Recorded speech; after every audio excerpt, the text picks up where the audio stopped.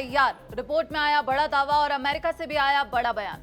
इस वक्त की बड़ी खबर आपको बता दें, ईरान अमेरिका युद्ध को लेकर सामने आ रही है। अब सवाल उठ रहा है, क्या दुनिया एक बहुत बड़े युद्ध के खतरे से बच गई है?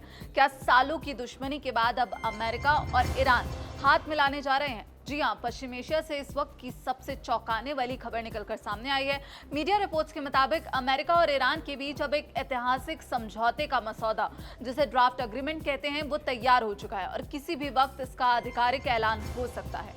समझौते की बड़ी शर्तें क्या हैं, उसके बारे में भी बात करेंगे आपको, लेकिन यहां पर बता दें कि अल अरबिया की रिपोर्ट के मुताबिक इस समझौते में कुछ ऐसी शर्तें हैं जो पूरी दुनिया का नक्शा बदल सकती हैं।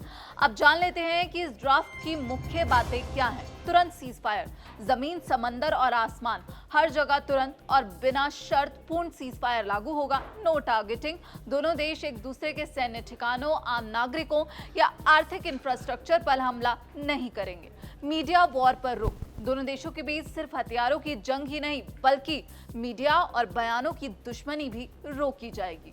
वहीं इसी के साथ साथ समुद्री रास्तों की सुरक्षा, Arabian gulf, straight of Hormuz और साथ ही ओमान की खाड़ी में जहाजों की आवाजाही को पूरी तरह सुरक्षित और फ्री रखा जाएगा। लेकिन इसी के साथ साथ पर्दे के पीछे आखिर क्या चल रहा है? ये सवाल है कि पर्दे के पीछे इस समझौते को आखिर करवा कौन रहा है। तो आपको बता दें कि यहाँ पर पाकिस्तान का जो बड़ा हाथ है वो निकलकर सामने आ रहा है। पाकिस्तान के गृह मंत्री मोहसिन नकवी ने ईरान में अपना दौरा बढ़ा दिया और ईरान के विदेश मंत्री सैयद अरागची से मुलाकात की। खबर तो ये भी है कि पाकिस्तान के आर्मी चीफ असीम मुनीर भी जल्द ईरान जा सकते हैं। वहीं दूसरी तरफ अगर हम बात करें तो स्वीडन में एक नाटो प्रेस कॉन्फ्रेंस के दौरान अमेरिकी विदेश मंत्री मार्को रूबियो ने भी ये माना है कि ईरान के साथ समझौते को लेकर कुछ प्रोग्रेस यानी कि प्रगति हुई है, यानी सुगबुगाहट दोनों तरफ से अब तेज हो गई है।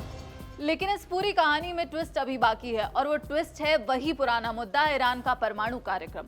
अमेरिकी राष्ट्रपति डोनाल्ड ट्रंप ईरान की न्यूक्लियर ताकत को पूरी तरह खत्म करने पर अड़े हैं।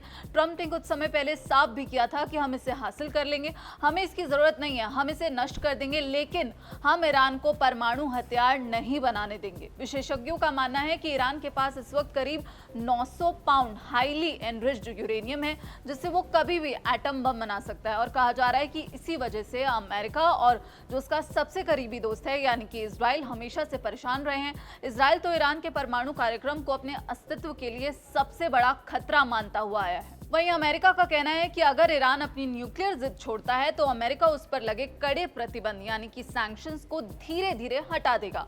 अगर ये समझौता कामयाब होता है तो पूरी दुनिया के बाजार और खासकर जो हम तेल की कीमतें देख रहे हैं जो आसमान छू रही हैं, उसमें एक बड़ी राहत देखने को मिलेगी। लेकिन क्या आपको लगता है कि डोनाल्ड ट्रंप और ईरान के सर्वोच्च नेता के बीच ये समझौता टिक पाएगा? और जो पाकिस्तान पहले 2 बार फेल हो चुका है, वो अब क्या यहाँ पर समझौता करवा पाएगा?